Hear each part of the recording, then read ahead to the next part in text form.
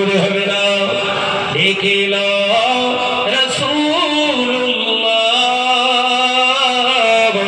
রওজা পাকের কিনারে আমি সইতে পারি না বিরহ ব্যথা ধন্য করো দিদারে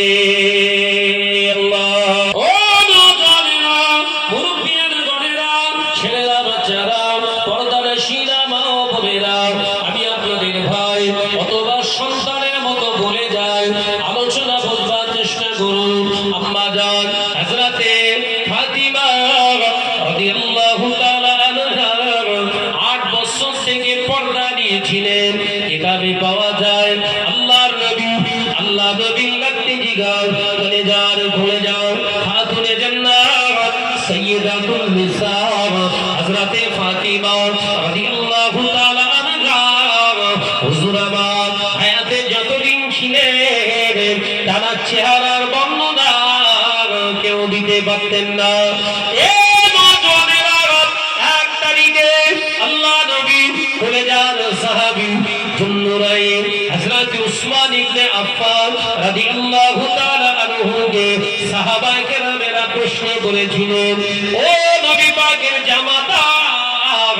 আমিরুল মুমিনিন খলিফাতুল মুসলিমিন হযরত উসমান রাদিয়াল্লাহু তাআলা আনহু হুজুর দয়া করে একবার বলুন খাতুনে জান্নাত হযরত ফাতিমা রাদিয়াল্লাহু তাআলা আনহা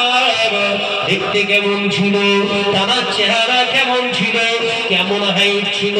কারণ আপনি তার দুলাভাই হন আপনি তার বোনাই হন আপনি বলতে পারেন আম্মা জান খাতুনে জান্নাতের চেহারা মোবারকটা কেমন ছিল কত হাইট ছিল হালকা ছিল না মোটা ছিল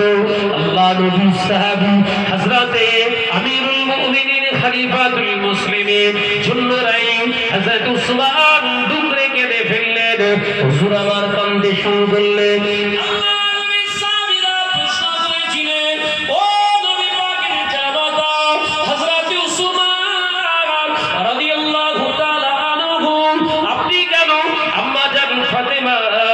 রাদিয়াল্লাহু তাআলা আনহার আপনিতেই রোনাদানি করছেন কেন কান্নাকাটি করছেন গরু হযরত উসমান রাদিয়াল্লাহু তাআলা আনহু বলেছিলেন ও আল্লাহর বান্দারা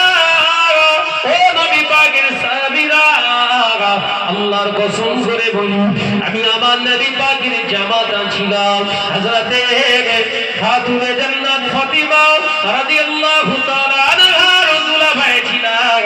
এটা যেমন সত্য রাসূলুল্লাহ দরবারে জামাই হিসাবে যখন যেতাম আল্লাহ নবী যত্ন খাতিরে কোনো কমি করেননি এটাও তেমন সত্য অথচ আল্লাহর কসম খেয়ে বলতে পারি আমার বউ খাতুনে জান্নাত হযরতে ফাতিমার চেহারা মোবারক দেখার সৌভাগ্য নসিব হয়নি।